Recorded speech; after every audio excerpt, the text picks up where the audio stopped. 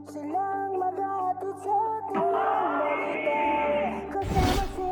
is it, politics.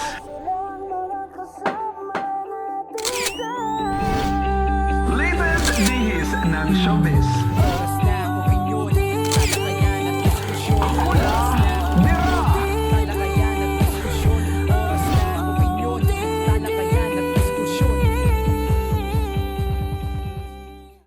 Yay! Hi, how are you? It's Oh, it's June 7. It's the birthday of my ever-beloved daughter, Keisha Princess Kiara Manansala. happy birthday, baby girl. We love you. Pero dahil kahit birthday na anak natin, nandito pa rin tayo para sa ating mga OOTDs. Kaya tara na! Pasok na kayo sa dati yung tambayan na ngayon ay ginagawa ninyong isa sa inyong mga minamahal na tahanan. Ito po ang OOTD. Oras ng opinyon. Talakayan at diskusyon. With may nanay na ang OOTD niya ay brown, mga OOTD naman ay dahil mga kayumangging kaligatan nga tayo at minamahal natin ang bansang Pilipinas. Yes. The political and showbiz official dome ng OOTD, our beloved Nanay Jobert Socaldito. Oh, thank you so much na ako, Direct Chaps Manansala. Siyempre, naka-brown ako. Sabi yung Kayumangging kaligatan. Kaligatan. Tulad ng aking bagong baby, CJ. Isang kayumangging kaligatan. Pasok siya. Success. Naku, i-share nyo na ang ating episode na ito dahil marami tayong mga pag-uusapan at ready nyo na yung mga comment, di ba? Diretso na tayo sa ating unang segment, ang This is it, Politics. At least for the first time. For the first time, mga kaibigan, ay natuwa ako kay Senator Jinggoy Estrada. Kasi nga, meron siya isinusulong na panukala na ang K-12 ay alisin na. Kasi parang pahirap ito sa mga Yung ating senior mga high kababayan. school, yung Senior 11 high and school. 12. Yung, Yes. Kumbaga ibalik sa dati, sa regular na grade 1 to 6, grade 7 sa mga nakakaluwag-luwag, alam mo na, tapos first year to fourth year. Kumbaga, kasi nga, sa Pilipinas, kumbaga ako, noon pa man, I believe noon pa man, na hindi pa tagahanda ang Pilipinas sa ganitong uri ng curriculum. Pinilit na eh. Maaring Panahon ito ni pinilit. Pinoy, no? Ay. Panahon ito ni Pinoy. Oo, itong K-12. Kasi pero matagal na siyang pinag-aralan, pinilit na talagang i-push kasi nga sa curriculum na ibang bansa lalo na sa US na meron talagang senior high school. Yes, oo. Pero sa isang third world country, kumbaga like the Philippines, no, syempre as we are developing, of course, no. But kumbaga our economy, our the country itself as a whole, para is not ready for this kind of curriculum. Ang reason, feeling ko lang. ang reason naman talaga noong bago itinayo ito ay dahil nga may mga taong may mga pamilyang hindi kaya magpaaral ng college. Oo, no? yes, tama. At minsan hindi na talaga sila nakakatuntong ng college, so hindi sila nahihirapan sila magtrabaho. Yes. Ang rason kung bakit ginawa ang K-12 dahil kapag nakapag-graduate ka na ng senior high school, parang gumraduate ka na sana ng college. Oo, supposedly. Yun yung purpose. Yun ang purpose. Pero hindi nag-materialize. Because, so for so many times over, na I've spoken to many parents or even students na nag-graduate ng high school, ng senior high, ay hindi na nakakuha ng matinong work. If they apply for jobs, even They still look for college, they still look kailangan for pa nila college degrees. Yes, mga diplomas ng colleges, At syempre, after senior high kasi, hindi naman naki-carry over. Kumbaga, kapag pumasok ka ng college remained, kung ano man ang kurso na natatahakin mo, ay kung ilang taon talaga sila, halimbawa 4 or 5 years talaga siya, you start from first year talaga to fifth year din. Or kapag mga law, kumbaga walang nabago. Eh noon kasi, pwede pa siya. Alam mo bakit? Kasi hindi pa libre ang college noon. Talagang magbabayad ka kahit sa State University, may bayad pa rin ang kolehiyo. Yes, pero konti nga lang. Pero mahal pa rin ang pagpapaaral ng college. Oo. Ngayon na kasi, ang kolehiyo, libre na ang mga state universities. Hindi na nagbabayad. It's a zero collection na sa tuition fee. Pero sa tuition lang yun. Yeah, sa tuition. Which na malaking tulong. Kaya marami ngayon nagka-college. Yes. Maraming kahit naghirap sila sa K-12. Itong panukalang batas sinusulong ng ating kaibigan na si Senator Jinggoy Estrada ay isang bagay na alam kong kinabiliban ko. makakaluwag-luwag for the parents. Kasi syempre tayo dito alam natin ang ating mga minimum wages sa ating mga nagtatrabaho, mga magulang. Hindi naman lahat nakakuha ng mga white collar jobs, di ba? Kumbaga ito ay kaya hindi siya nag-succeed eh. It really failed. Tama si Jinggoy, no? Parang they tried but kumbaga they failed, no? To achieve the goals of Ang magiging problema nito na yung mga guro na nag-resign, na umalis sa kung ano man, saan sila galing.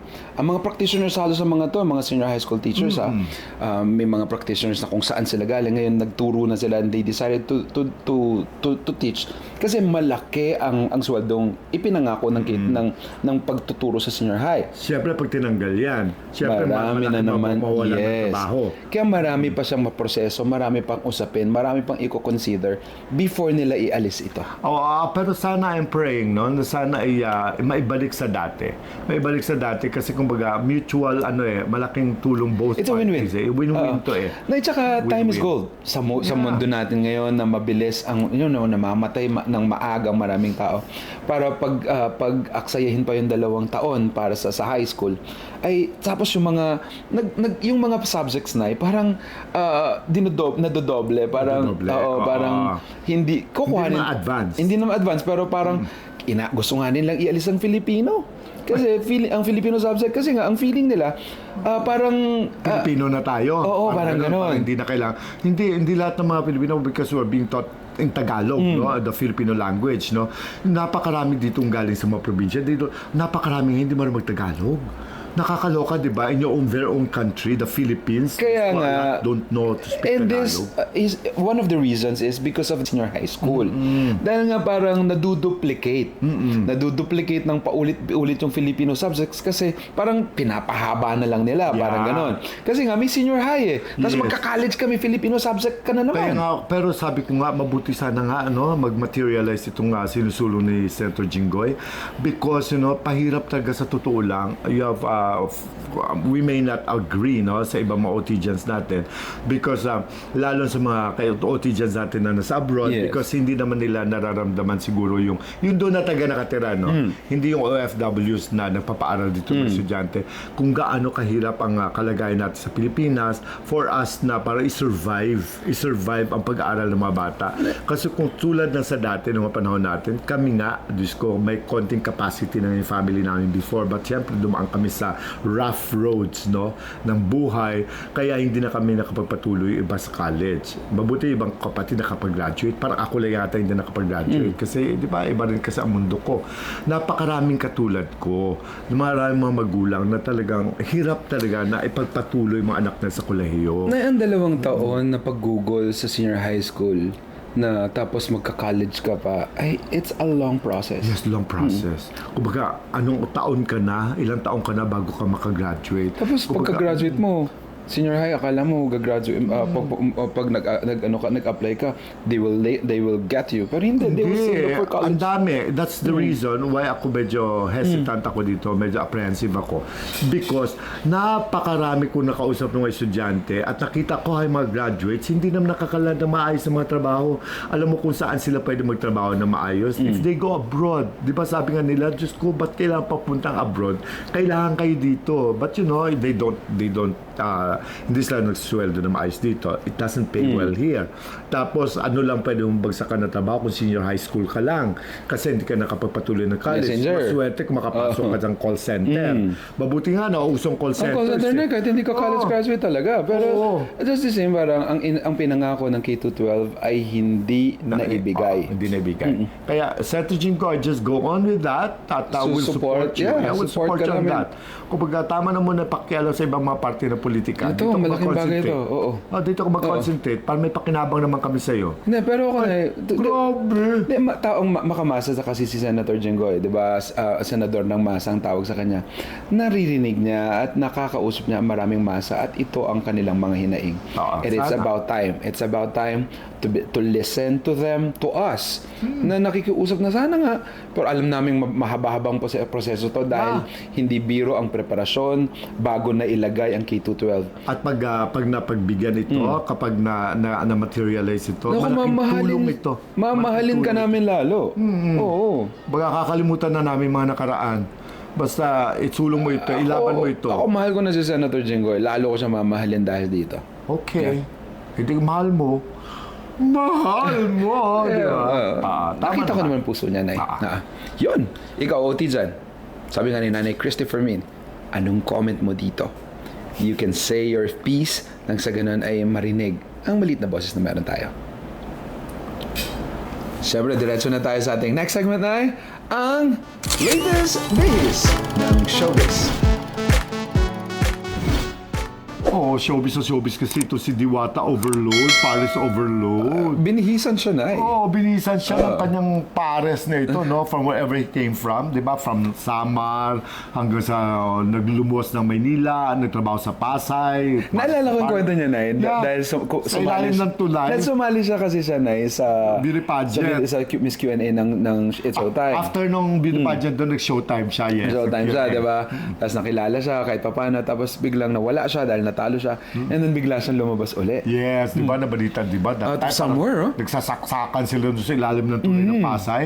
Di ba? Parang doon siya nakatira. Tapos ibang mga baklang kasama, nag-aaway-aaway sila, di ba? Dinala pa siya sa presinto na may mga plaster pa siya. Tsaka may mga saksak siya somewhere o nag-blade siya or something. And isang araw, biglang sumikat siya. Biglang sumikat. Biglang yumaman, biglang lumaki ang kanyang parisan. Yes. At the whole, marami mga Pilipinoy na gustong makita ang kanyang parisan at matikman. At totoo naman, ako Pumipila. I've never been to any of Si Miss Leia at saka asawa niya na pumunta doon. Pumila. Pumila sila. Oh, pero alam mo, ako talaga hindi pa ako nakapunta sa kanya. Pero nag-attempt ako, pero hindi lang natuloy. Kasi sabi ko, ayoko makipila kasi ang init-init. Sumikat ang Siken. Sumikat ang Siken. Siken, no? Fried Siken. Sumikat ang Paris overload niya.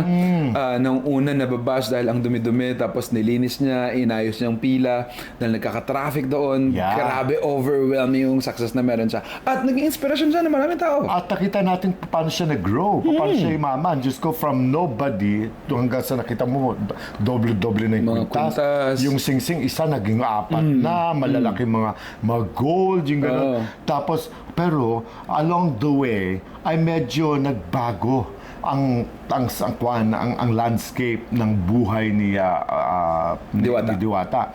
May mga pagkakataon na nagsimula siguro dala ng pagod o na overwhelmed siya siguro sa kasikatan niya.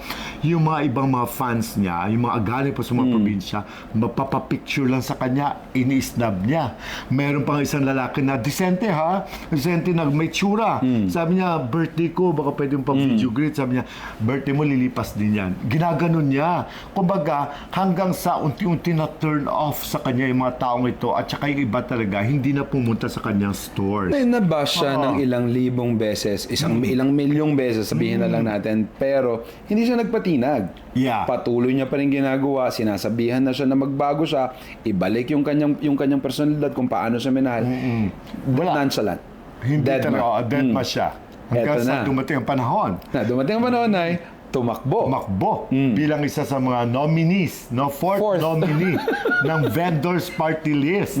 'Di ba? Kasi sabi nga niya parang gusto nilang protektahan ang mga karapatan ng mga maliit vendors, mga tindero, whatever. That included him, no? So ngayon, ang kanilang frontliner that time ay nalaman na super milyonaryo pala, isang may-ari na construction company, ginamit ang vendors. Kaya medyo naging controversial 'yon. nawala ang appetite lalo ng tao. Yes. Lumabas ang resulta. Lot de Leon. Kasama si Lot Natalo de Leon. siya. Akala kasama si Lot Yung de Lot talo. Di ba? Alam mo naman yun, di ba? Ayun. Nakita si ang baklitang Diwata. Iyak ng iyak. Kasi nga hindi niya matanggap. Kumbaga, feeling niya, heto kami, sinulong namin yung itong party list na makakatulong sana sa mga elite na vendors. Pero hindi niya tinangkilik. Paano kasi tatangkilikin? Kasi nga, ikaw at saka yung mga kasamaan mo, hindi naman kayo deserve to represent this block, this members of this society. His arrogance na na-develop along the way ay hindi nakatulong. Hindi. Talaga at saka kahit anong gawin niya pagsasayaw-sayaw doon sa kalsada, hindi siya pinapansin ng mga fans. Nawalan siya. Even the vloggers, he was so loved by the vloggers, remember?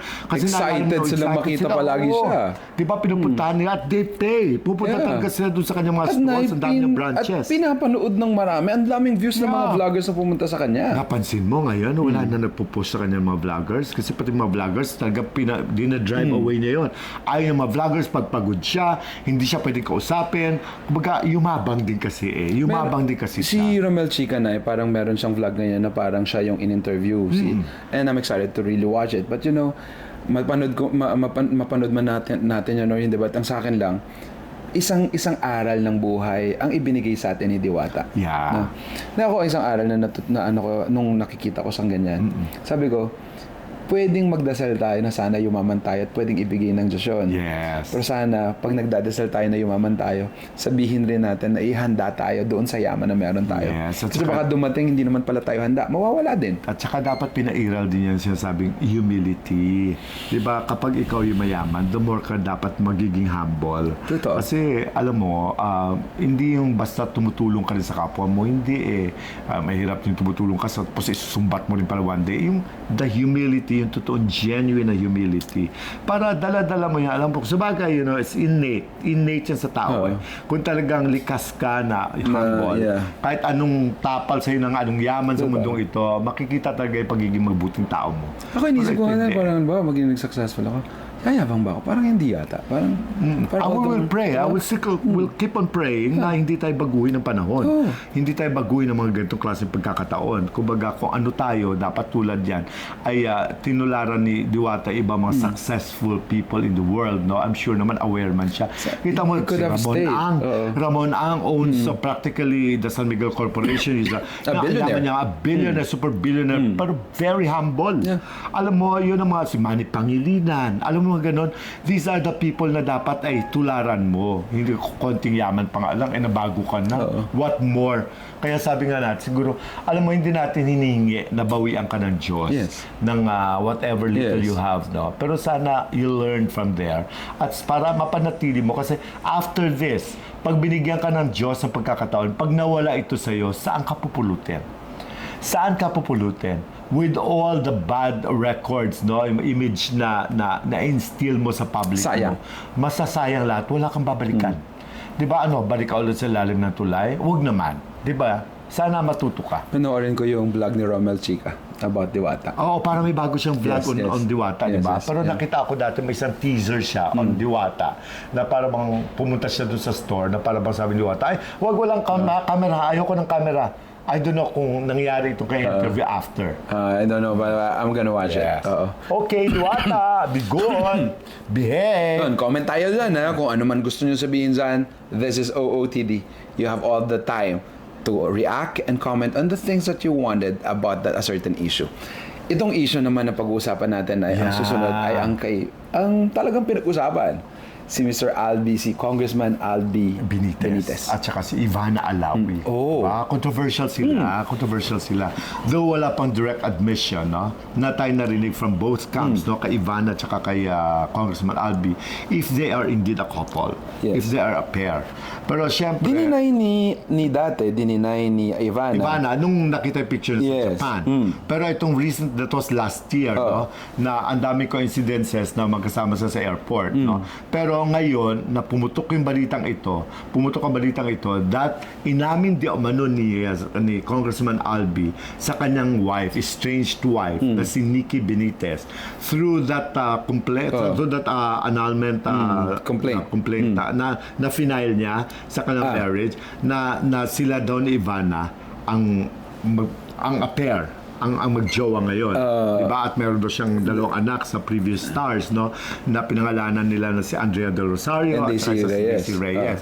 So ngayon, wala pang direct admission kay Ivana at saka kay Albi Benitez. But of course, no, pag nag 1+1 ka, plus some kwento from reliable sources, there is really, there's really truth to the rumor na may relasyon talaga di umano si Albi at saka si Ivana. Then, may mga speculations kasi yung mga tao ngayon na parang sabi nila, baka di ba mayaman naman talaga si Ivana dahil sa mga vlog niya and she's earning like millions every month. Regardless. But as sinasabi rin nila na itong pumutok na ito, di umano, yung sinasabi niyang mana niya sa tatay niya, kahit nagda-doubt bigla ang mga tao. Yeah, pwede naman yun because alam natin that she has fetish talaga with older men.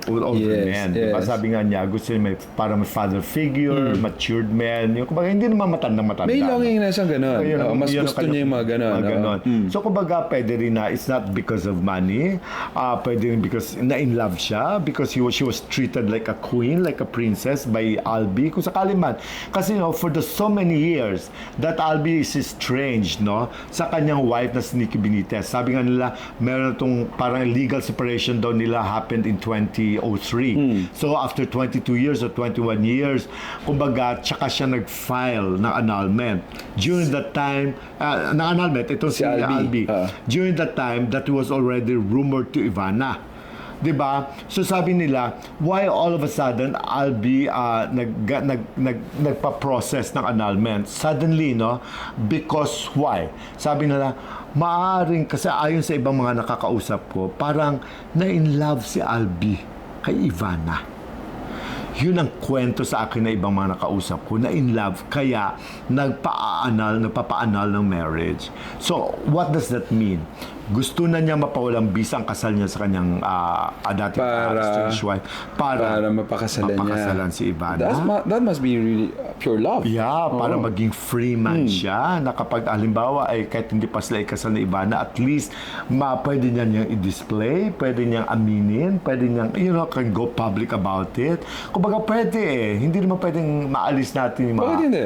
Kasi tinatawag kasi na kasi ng kabet, ganyan, di ba legally separated naman siya? Ay, hindi ko maintindihan. Kasi pag legal separated, you cannot remarry. You cannot remarry, but at least, pwede ka makipagjowa. Oo. Di ba pwede? Sa pagkakaintindi ko pwede. Sa pagkakaintindi ko pwede siya makipag-date, di ba? Makipag-date and all. It just so happen kasi na si Ivana kasi is a popular figure. Yes. Kaya siyempre, isa itong Pupuntahin item. siya. Yeah, isa news item. Yes, malaking pag-uusapan. item. At saka naalala ko, may nagkwento sa akin na hindi nila alam kung saan nanggaling itong issue talaga na ito, kung saan ito nag-ugat. Pero somebody man from the political side mentioned to me na because si Albi, before na retain yata, nagkaroon ng retention kay Speaker Romualdez, si Martin Romualdez, siya pa rin yata ang House Speaker ngayon.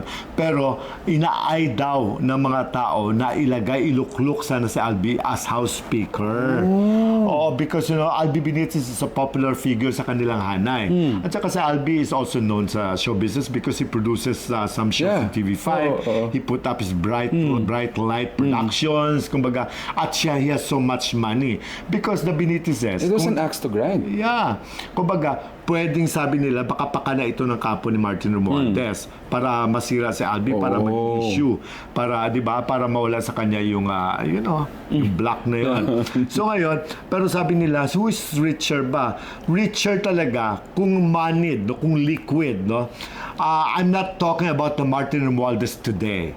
Because Martin Romualdez 3 years ago has not much money. Wala masyadong pera yan. May problema nga sila sa kanilang publications, sa mga People's Journal publications, kasi hindi sila nakakabayad sa mga writers nila, sa mga editors nila. Kumbaga, hirap talaga sila financially. Pero right now, as far as I heard, alam ko, he's so rich. Kung saan ang galing pera, hindi ko alam. After 3 years pa lang yun, ha? So ngayon, plus additional 3 years, well, baka one day, 1/3 ng Philippines pag-aari na niya. I don't know. Hindi ko maintindihan. Pero siyempre si Albi talaga is liquid. May pera talaga yun because ang mga Benitezes kasi are cronies of the Marcoses in the past. Marcos pa rin. Yes, kasi the old Marcos. Pinayaman talaga ng mga Marcoses. At saka kababayan ko yan, taga Bacolod yan. Kaya may konti akong alam sa istorya ng kanilang mga journey to become this rich and famous. Grabe na, yung asawa niya, si Miss Nikki, kawawa din. Siyempre, parang longing pa rin siguro. Alam mo na insulto si Nikki. That's why all of a sudden, si Nikki nag-file ng vowsy.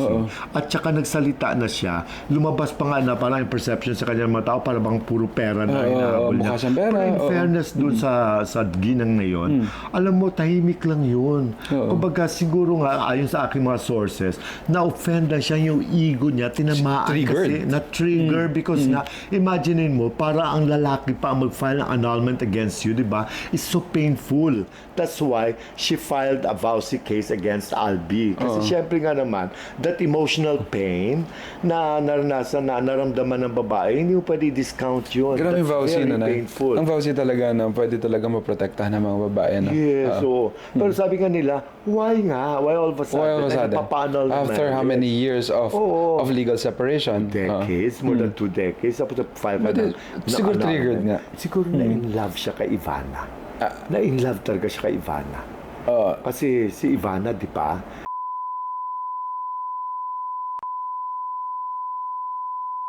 Hindi ko pala siya. Hindi siya. Nalito ako doon. Ano lang, pampakilig lang, pampakurot lang. Pero alam ko, in love yata si Albi kay Ivana. Well, That's why parang- hindi mo naman masisisi kung talagang in love si Congressman. Ay, oo naman. Just gonna Ivana Lau cute and is beautiful. sexiness and She has a everything. beautiful heart. Yeah. And she's not about, it's just not after the money. In fairness, mabait naman yung bata. Oh, Nakita yes, mo ang kanyang mga yes. vlogs. She gives away some Yes, yes. incentives, Oo, mga prizes sa mga tao medyo Makikita mo yung underprivileged. genuine siya, no? Genuine naman bata. At saka totoo, may pera yan. But of course, no, sabi ko sa iyo, ang pera at ang fame ay parang opium, parang drugs yan. Gusto the mo more palagi. the Palalo. more that you become rich, you want to be richer. You want more money. Ay, nako. Pag-ibig at yaman. Walang masama umibig.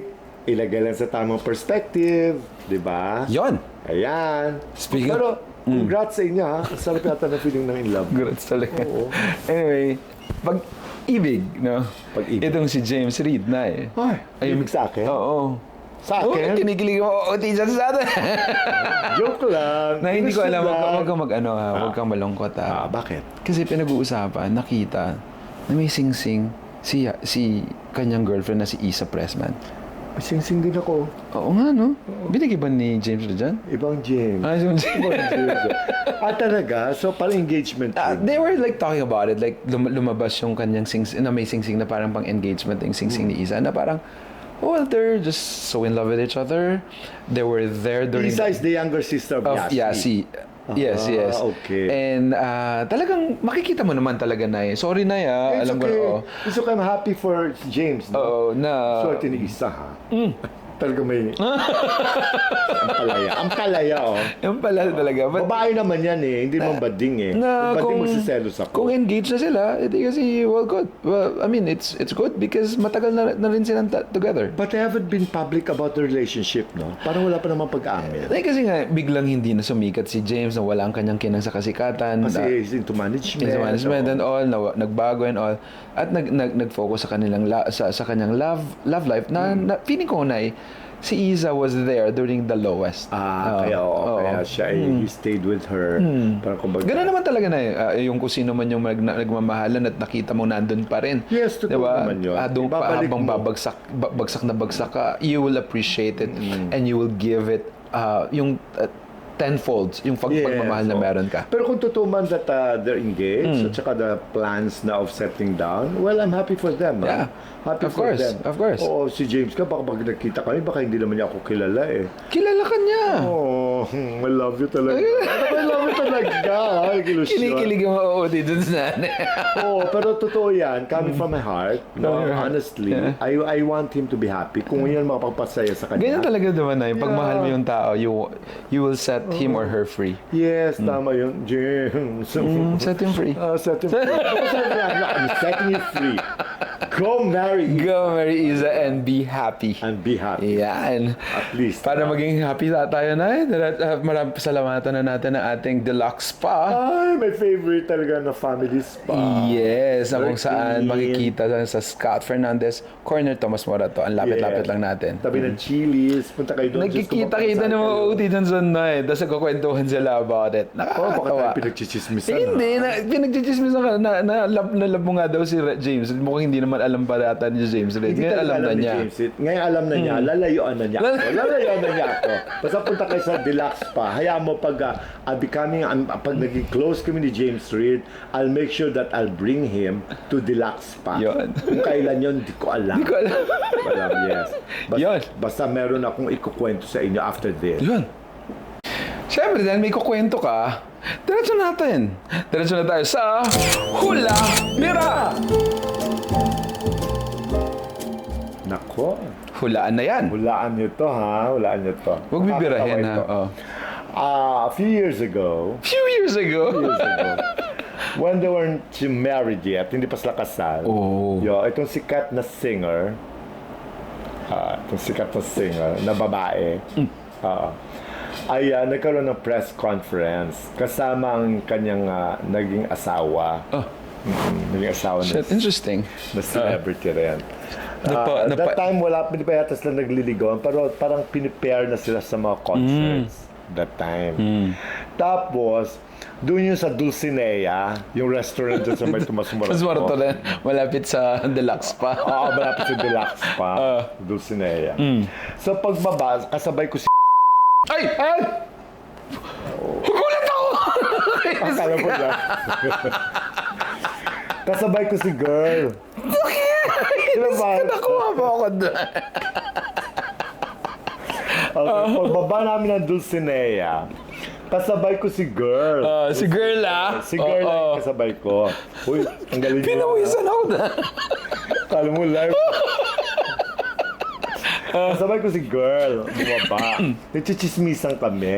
Kasi parang naramdaman ko na parang kinikilig-kilig siya doon sa kanyang magiging partner. Oo. Sa kanyang co-star sa isang malaking concert. Tapos kinuwentuhan ko siya. Alam mo ba, may nagkwento sa akin na si lalaki ay nakasabay niya sa isang masahian. Sa isang parang wen siya. Oo. Parang Spa. Parang spa. Na kung saan nakita sa mga locker-locker, chuchuchuchuchak-chenes. Eh, lahat ng mga boys, di ba, wala namang pakialam. Di ba, habang kinukuha niya doon ang kanyang damit, kasi tapos na siya mag-spa, nagtangka kasi, syempre, nakahubutubad siya sa loob, pero may tapis. Pagtanggal ng tapis, nakita ng friend ko na super Daxina Lounge pala yung lalaking yun. Kumbaga, patay pa, pero hindi ka dihado. Hindi siya masyadong matangkat, pero... Oo, nandun lahat. Oo. Oo, Binigay lahat. doon lahat binigay. Binaba. Tapos kinuwento ko sa kanya yun. Hagikik siya, nagagikik. Ay, really, talaga. Tapos ko nagulat ako. Naging sila. So, nung magkita kami, hindi ko na siya tuloy matignan sa mata. Kasi ako nag-chismis na super ducks daw yung lalaki. At least Basta confirm na niya. nagpakasal sila. May anak na nga sila. May anak sila. Kumbaga, di ba nakakaloka lang? Kilig na kilig si girl nung kinuwento ko sa kanya na yung lalaking yon ay Dax. Hindi kayo naging interesado siya dahil nalaman niyang Dax. Nung kinuwento ko. Baka ikaw din. Oo. Ay, ako interesado doon. Kahit. Hindi ako pwede mag-falsetto. Diba? Kakaliw lang. Ang nakatulong kaya yung chismis ko sa kanya. Mali mo. Na tungkol sa nakita ng mga friends ko, na nakasabay ng friends ko sa locker room ng spa. Nakita, patay pa yun, ha? Pero, panalo. At least, may anak na sila ngayon. Yun lang, Yan diba? Naku, mukhang Alam walang... na. Meron pa bang mauupo sa row 4 niya? Ay, syempre, meron. Oo. Siya mismo. Oh, sige, para lang sa ibang mga row 4, meron ba E sa pangalan at apelyido? Galing mo. Totoo. Inulaan ko lang yun. Inulaan mo. Inulaan ko lang yun. Oo. Ay, tapos yung kanyang Joy, may ay naman sa pangalan at apelyido. Anong pagpatulaan ko? Ayan, ha? Marami ng kuya. Pwede Alam ko niya. siguro basta ako, nandito lang ako, ha? Nandito lang ako. Susuportahan ha? talaga kita, ha? Tahan mo ako. Oo, kasi sinuportahan ko ng babae. Diba? Kaya nagkatuluyan sila eh. Siguro na-intriga siya. Totoo. Wala nang Yan na. Ano masama. Importante, masaya na sila ngayon. Happily married. Oo. At saka syempre, hindi tulad ng, di ba, pinag-usapan natin nung nakaraang show, di ba? Size matters eh. alam. Grabe ka na. Nailagay mo uli yung mga episode natin last week. Last time. Okay. Sequel to eh. Naka-sequel to. Yun, sana nag-enjoy kayo mga OOTzans dahil para sa inyo naman talaga ito. Yeah. Kaya naman ang dahilan kung bakit kami na-inspire palagi every time that we do this. Ang huntahan natin, yung mga kasiraan na ulo ni nanay pag minsan, yung mga salitang nanggagaling sa at namumitaw bigla sa kanyang mga bibig. Nakakagulat pero nakakatuwa tayo dahil sa inyo yon, sa pagmamahal niyo.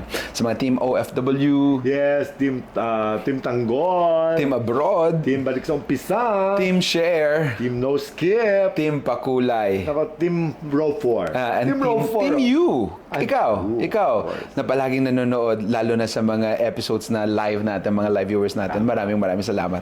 Sa pasasalamat ko, of course, gusto kong pasalamatan ng Diyos sa pagbibigay niya sa akin na aking pinakamamahal na anak, na si Kisha Princess Kiara. No, nag-birthday today. Anak, alam mo kung gaano kita kamahal. Ikaw ang dahilan kung bakit nagkaroon ng direksyon ng maraming bagay sa buhay ko. Mapapanood mo to, alam ko, and like how many years from now, mas maiintindihan mo at mararamdaman mo kung gaano ka kamahal ng daddy mo. I am just here for you. At ang wish ko sa kanya na talaga ay patuloy siyang mangarap, hindi lang para sa sarili niya, kundi para sa mga taong patuloy na nagmamahal sa kanya. I love you, anak. Happy birthday din ay kay Sir Al Tesoro ng Capiz. Sir Al, alam mo kung gaano kita kamahal, believe ako sa'yo. Siya ang tourism officer ng probinsya ng Capiz. Sir Al, happy birthday. Ito, malungkot lang na yung kaibigan ko na si Miss Myra Makapilak, yung kapatid niya naman tayo, may condolences. Our condolences. Aneurysm na biglaan lang.